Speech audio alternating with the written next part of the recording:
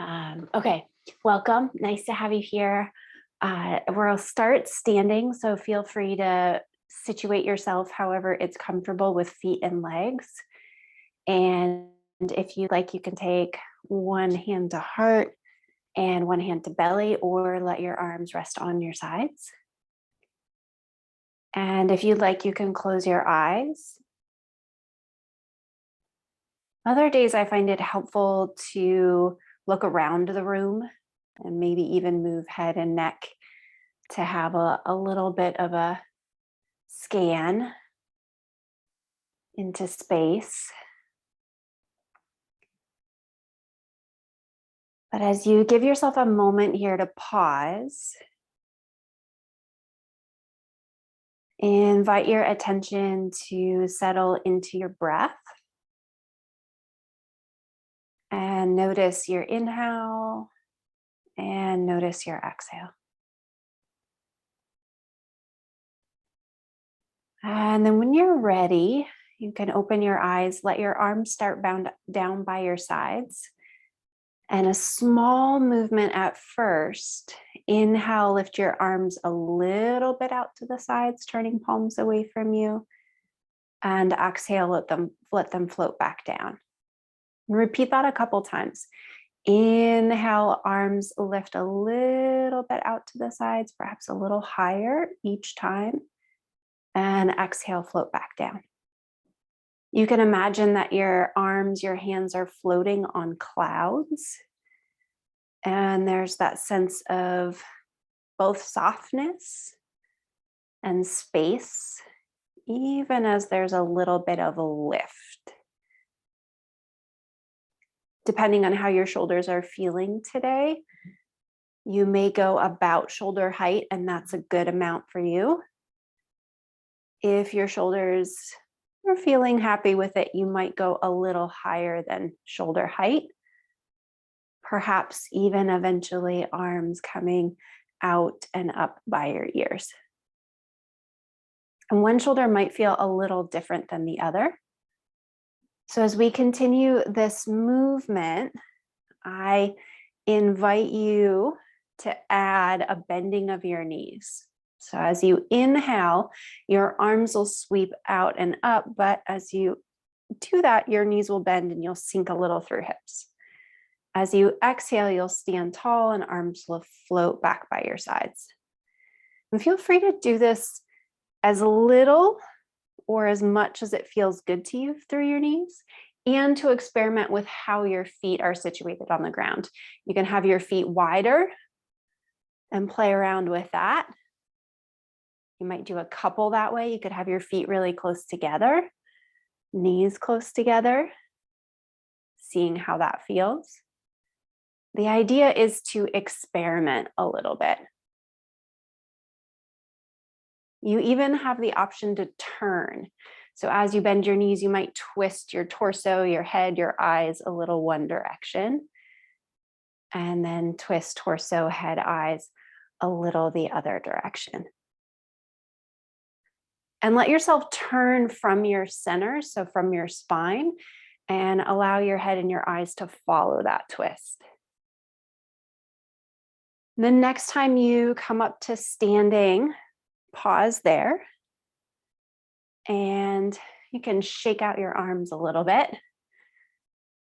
And then, depending on how it feels for you, take your hands to your hips. You can have thumbs back behind you, fingers on the outsides, and squeeze your elbows a little towards one another. Almost like you're going to pinch a beach ball between your elbows. In a little different hand position, you can experiment with sliding fingers like you're going to put them in back pockets, and keep inviting shoulder blades to move a little bit towards one another. And then you can get and shake out your hands and your wrists a little bit. As you interlace fingers, go ahead and make some figure eights with your wrists. And then it gets a little confusing, but go the other way with your figure eights. It's easier said than done. So as you play around with wrist, with hand, you can go back to the first direction and then reverse it again. It should feel a little bit awkward, especially if you've never tried it before. And then once again, you can shake it out. As you stand in a space where you have enough room to slide a leg back behind you, take hands to heart or even hands to hips and sit back again like you're sitting into a chair, and then slide one foot back behind you and lift your arms up by your ears. As you're in this space, you can experiment with lifting through that front leg, fingers stretch up towards the sky, and exhale, bend at the front knee, arms can float back by your sides. Repeat that a couple times. Inhale, arms reach up, front leg extends. Exhale, arms float down, bending at front knee. And try that maybe 2 or 3 more times. You get to decide how low you go through that front leg. And notice what that feels like for your back leg. If your back heel is lifted high, it will make your balance pretty tricky. Whereas if you bring your back heel forward and down to the ground, it'll bring more stability. And we'll switch sides. So lean forward, step your back foot to meet your front foot. Stay low in the legs, step your other foot back. Same idea. As you reach, arms up towards ceiling, straighten through front leg. Exhale, arms float down, bend at your front knee. Arms can travel any direction. They can go out to the sides like we did in that opening movement, or they can travel in front of you, or maybe do a little bit of both. As you pump through your front leg, notice how its position changes what you feel in your back leg. And again, you have the option to step your back foot forward some and bring your back heel to the floor. And the next time you finish that one, you'll step forward, back leg meets front leg. And then go ahead and take your hand onto a wall or door, or even door frame. And you're going to place it somewhere around shoulder height. And then keep your hand there and move your body in whatever way you can without moving your hand. So you might find you get stuck at certain places or at certain points. And you can straighten through your elbow and reach. You can kind of crouch down, almost like you're going to duck underneath your arm. You can kind of lift up and over it. And then you have the option to do very similar technique where the hand's on the wall, but now you kind of let it spin. And as the hand and your body move, you have a few more options with what this does to forearm and wrist. And maybe you might even, if you let your hand spin, kind of creep around in some funny ways. And then when you're ready, pause. Notice the difference between two sides. For me, the hand that was just on the wall, that whole arm feels warmer to me, up into the shoulder and ribs even. Same thing on the other side. So start with hand on the wall or door, and then without letting your hand move, play around with where your body is in space, and feel free to linger anywhere. So now I've got my feet really far away from the wall, but feel free to linger anywhere that it feels good for you to spend some time. And there's no real form to this, and everybody's shoulders are going to allow very different things. So be curious about what you notice and where it feels good for you to hang out or to avoid. And then similar idea, the hand will slide some. And as you let your forearm and your hand turn, you might get a few more options, like maybe you even or kind of do a little circle of sorts. Oh, that one's tricky on my wrist, but kind of fun. So feel free to play around with that. And then when you're done, you take a pause. Notice again, arms, shoulders, fingers, wrist. And then I mentioned if you have a book nearby or a folder, to have that. So pick it up and have it in your hand. They do this in yoga. They call it like, I think the dance of Shiva, and like Qigong and Tai Chi, they call it the Teacups. So you may have seen this before, but take your feet a little wider than hip distance and then bend your knees to some degree. So a little bend will be less demanding on legs. A big bend will be more demanding on legs. And then take that book and start to kind of spin it around a little bit. So it's almost like you don't want to drop a sip of tea. So you're, to some degree, you're keeping this level to the floor, which is not a perfect experience. But you'll notice that fingers are underneath, they're not holding the sides. And so as much as possible, you're balancing on your hand. And then if you want to get a little fancy, you might bring it under your leg and pass it to the other hand as you experiment with little spirals here. Notice how torso moves, arms move. It might help you to look at the book. And again, there will be spots where you're like, oh, I'm stuck, can't go any farther, and you reverse and come out of it.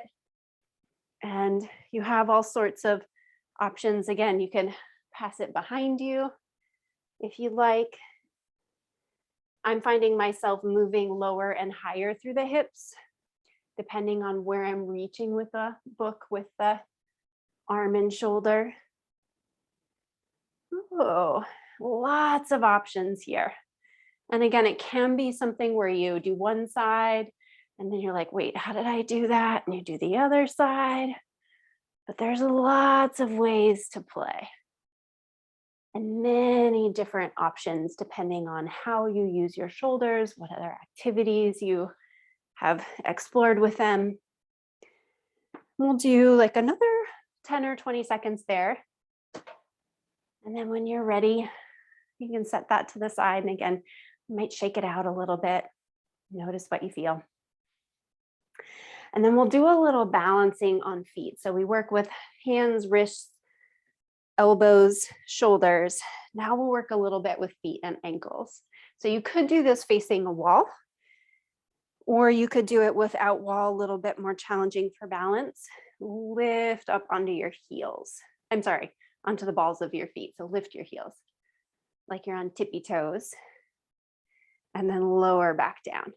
And you might do that again.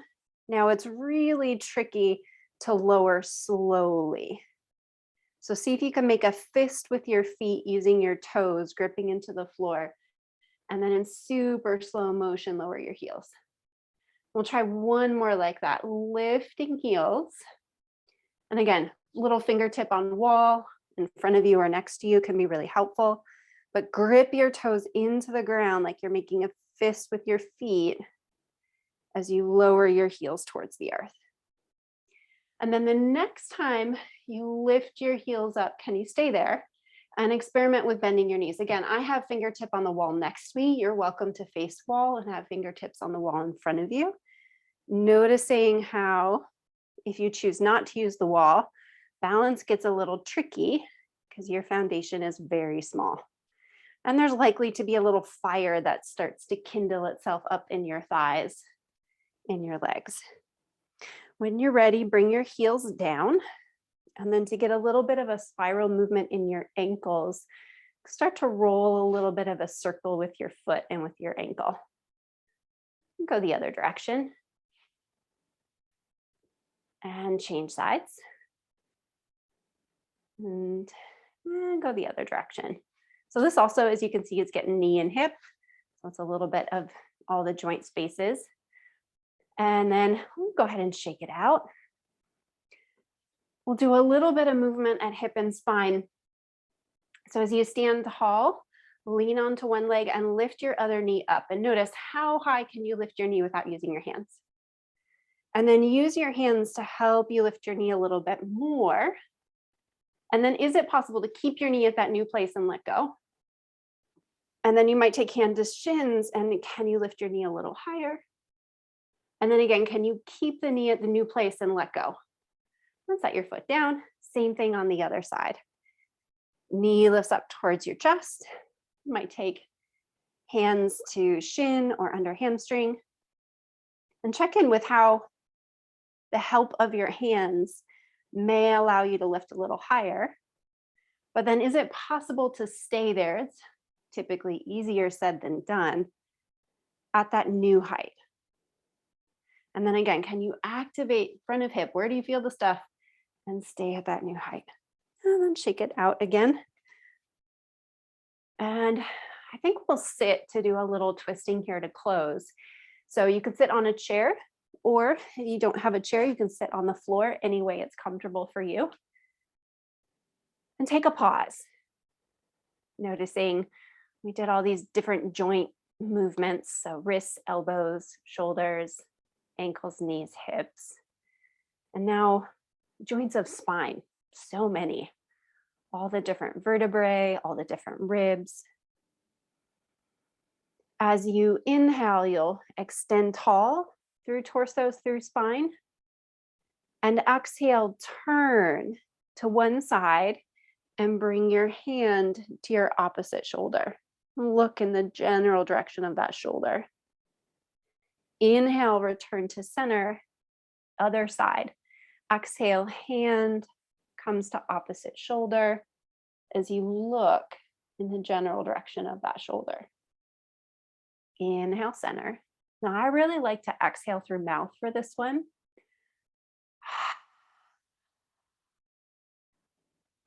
I know that Zoom doesn't really translate that sound, but it's kind of like a fog breathing dragon. Exhale.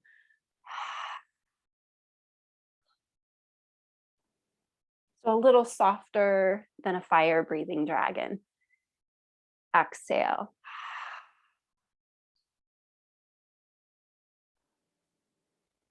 Inhale, returns to center. Do one or two more at your own pace. Again, you can do this in a chair. A lot of the times it's a lot more comfortable, and you can twist more than if you were seated on the floor.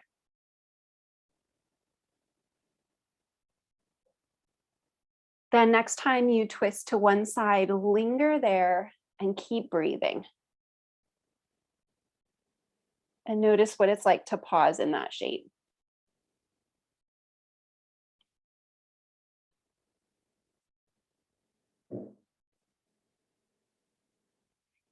And do the same thing on the other side. Inhaling to center. Exhale, one hand to opposite shoulder. And linger for a few moments.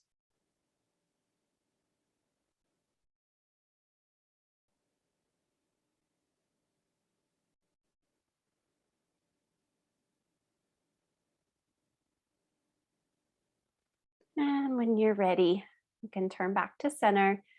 Bring either hands resting on your legs or on your torso. You might close your eyes. And as we began, I invite you to observe your breath. Your inhale, your exhale.